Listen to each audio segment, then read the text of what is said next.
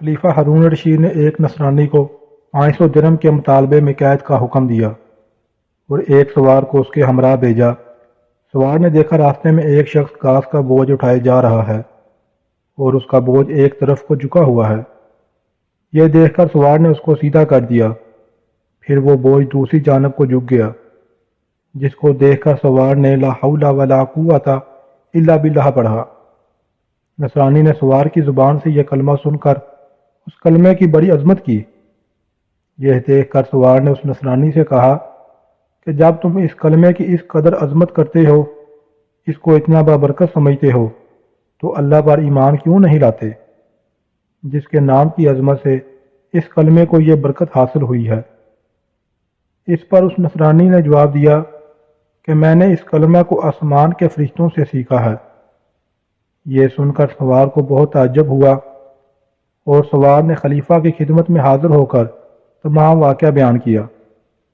تو خلیفہ نے نصرانی کو بلا کر دریافت کیا، آخر تو نے یہ کلمہ فرشتوں سے کس طرح سیکھا ہے؟ تو اس نے بتایا کہ واقعہ یہ ہے کہ میرا ایک چچا بہت مالدار تھا اور اس کی ایک حسین لڑکی تھی۔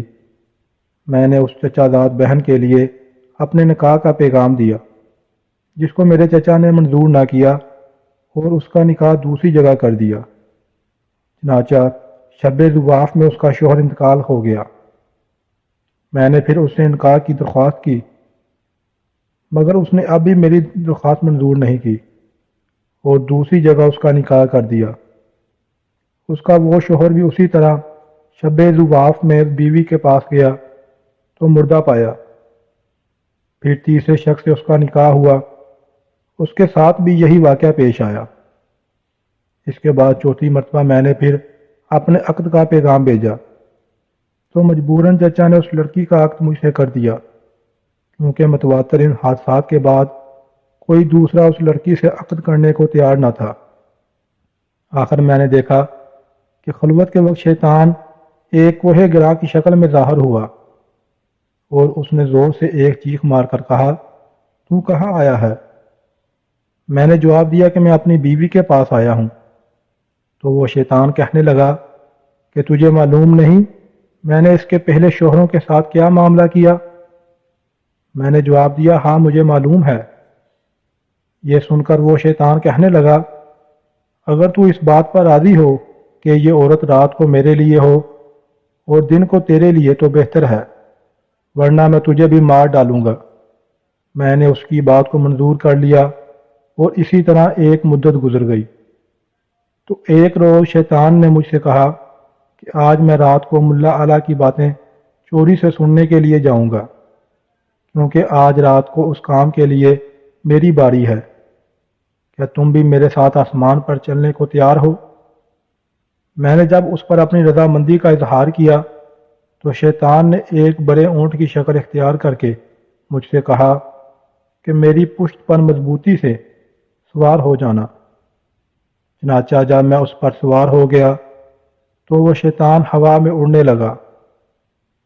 اتنے میں مجھے فرشتوں کی آواز آئی کہ وہ لا حول ولا قوت الا باللہ کہہ رہے ہیں، جس کو سن کر شیطان واپس ہوا اور مردہ کی طرح زمین پر گر پڑا اور میں بھی اس کے قریب ہی جا گرا۔ جب کچھ دیر کے بعد اس کو ہوش آیا تو کہنے لگا کہ تم اپنی آنکھیں بند کر لو۔ میں نے اپنی آنکھیں بند کر لیں۔ اس کے بعد جب میں نے اپنی آنکھیں کھولیں تو کیا دیکھتا ہوں کہ میں اپنے گھر کے دروازے پر موجود ہوں۔ پھر جب میں اپنی بیوی کے پاس خلوت میں گیا تو میں نے اس سے کہا، اس مکان میں جہاں کوئی بھی سوراخ ہو یا روزن ہو، ان سب کو بند کر دو۔ اس نے ایسا ہی کیا۔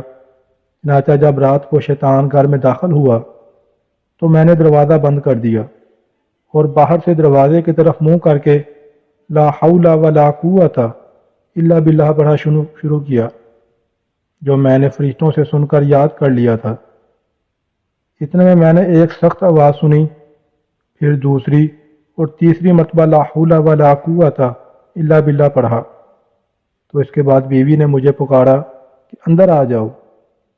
جب میں اندر گیا تو بیوی نے بیان کیا کہ جب تم نے پہلی مرتبہ لا حول ولا قوت الا باللہ پڑھا تو شیطان نے یہاں سے بھاگنے کا راستہ تلاش کیا، مگر اسے کوئی راستہ نہیں ملا۔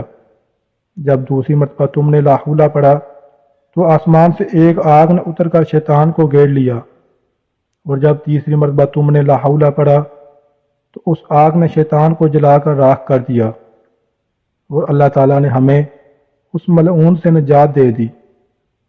خلیفہ ہارون رشید نے نصرانی کی زبانی یہ واقعہ سن کر اس کو آزاد کر دیا، اور وہ 500 درہم بھی معاف کر دیے جن کے عوض اس کو قید کا حکم دیا تھا۔